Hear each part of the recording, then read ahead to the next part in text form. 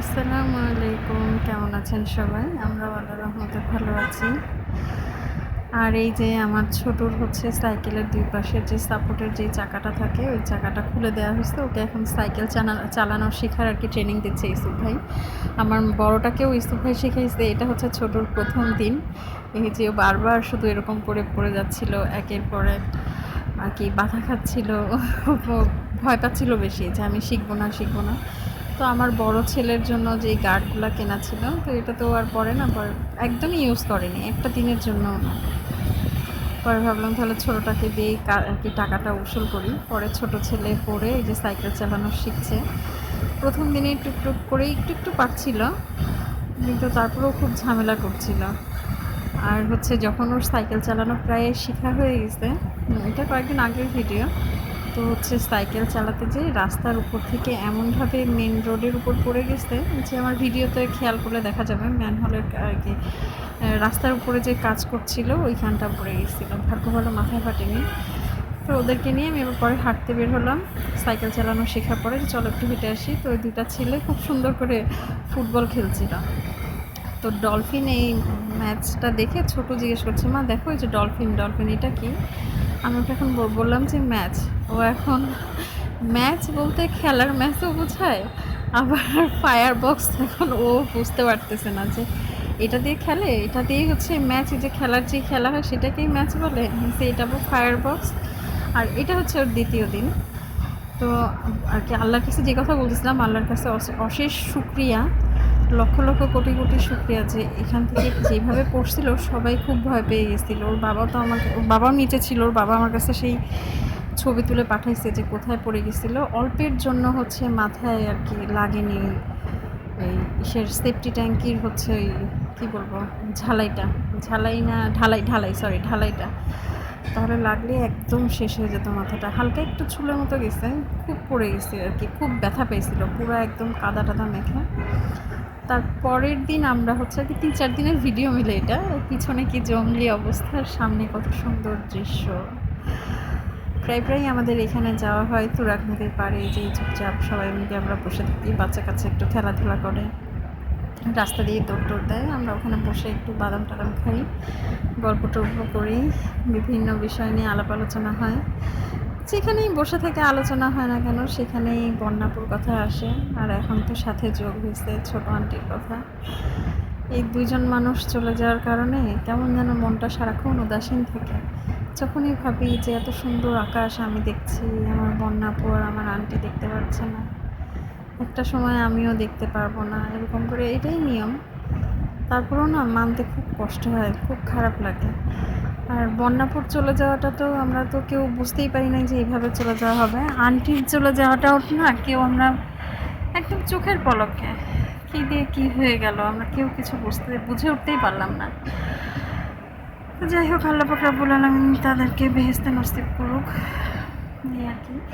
বাচ্চাদেরকে নিয়ে ঘোরাঘুরি করলাম। তো এর মাঝখানে ববি আপু আসছিল ওনার বাসা খুঁজতে, উনি বাসা আল্লাহর রহমতে পেয়ে গেছে একটা। আর পরে হচ্ছে ফিমাকে আর ববি আপুকে রেখে আমরা আসছিলাম। পরে কথা ছিল যে এখানে এসে আমরা সবাই মিলে হচ্ছে নৌকায় ঘুরবো, আর ঘোরা হয়নি। ববি আপু হচ্ছে বাসায় উঠে গেলে তার অতটা সময় পাবে কি না আমার বাসায় আসা সেটাও জানি না। পরে রাত্রেবেলা হচ্ছে আমরা সব খেলাধুলা করলাম, একটা মুভি দেখলাম। এই যে পাটকাঠি, এগুলো হচ্ছে ঝিনাইদহ থেকে নিয়ে আসা হয়েছে, আমার ছেলে নিয়ে আসতে পাটকাঠি আর 5 গুটি। তো এটা হচ্ছে আমরা খেলছিলাম রাত্রে, আমি, আমার বর, ফিমা, ববে, খুব মজা করেই খেলছিলাম। আর আমার ছেলে দুটোও খুব সুন্দর, এই পাটকাঠি এত যত্ন করে রাখছে আমার বড় ছেলে, ও মাঝে মাঝে টুকটাক করে খেলাধুলা করে। এরকম করেই আমাদের ব্যস্ত জীবন পার হয় 4 দেয়ালের মাঝখানে। আর হচ্ছে পাংশা থেকে ভাইয়া হচ্ছে ফিমার কাছে এই চিপস কিনে দিয়েছিল। তো ফিমাকে আমি রাগ করছি যে এত চিপস নিয়ে আসছিস কিসের জন্য, পটল চিপস। মা এখন দেখি এই চিপসটা এখন আমার ছোট ছেলের আর আমার বরের এত পছন্দ, ওদের কোনো ঠিক ঠিকানা নেই।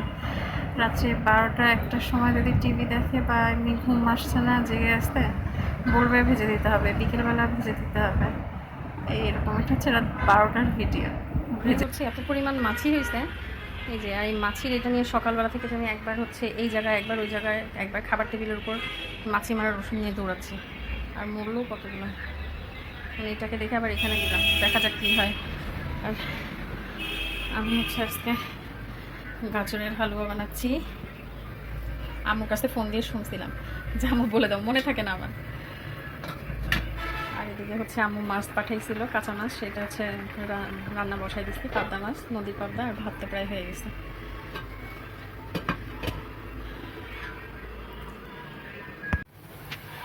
আমার গাজরের হালুয়া প্রায় বানানো শেষ। আমি রাত্রে হচ্ছে এত ভয় ভয় ঘুমাচ্ছিলাম, কারণ বাসার পাশে এই শাইন পুকুরেই নাকি হচ্ছে রাসেলস ভাইপার পাওয়া গেছে। ওই ভয়ে খালি ঘুমাচ্ছে আর খালি মনে হচ্ছিল যে আল্লাহ চলে কি আসে, কেমন একটা ভয় ভয়। তো সবাই ভালো থাকবেন, সাবধানে থাকবেন সবাই, আমাদের জন্য দোয়া করবেন। আর সবাই যেখানে বসবে আর কি, ভালো করে না চারপাশটা দেখে নিয়ে আমাদের বসা উচিত। আর বাকিটা তো আল্লাহর তকদিরে যা লিখে রাখছে সেটাই হবে। বলো কেমন হয়েছে, ভালো করে রিভিউ দাও। কারণ খারাপ কেন এখন এইভাবে, কেন এই যে এইভাবে হচ্ছে না কেন, আঙুল তিনটে এরকম দাঁড়াচ্ছে না কেন, এরকম নেতায় যাচ্ছে কেন? কারণ খারাপ হলে সেটা রিভিউটা খুব জোরে জোরে দাও, ভালো করে বলো। মুখ দিয়ে জোরে করে শব্দ করো, জোরে বলো, শুনি নাই, অসাধারণ শুনি নাই। কেমন লাগে এই লোকটার উপরে, এনাকে আমি গাজরের হালুয়া খাওয়ালাম, সে আমাকে এমনভাবে অসাধারণ বলছে, মনে হচ্ছে কি আমি তাকে দুষ্টু পানি জাতীয় কিছু খাওয়াইছি। তার জোরই পাচ্ছে না কণ্ঠে, কেমন দুষ্টু পানি খাওয়ার মতো করে বলছে, নেশা নেশা মতো। তো সবাই ভালো থাকবেন, দোয়া করবেন আমাদের জন্য। টাটা, বাই বাই, আল্লাহ হাফেজ।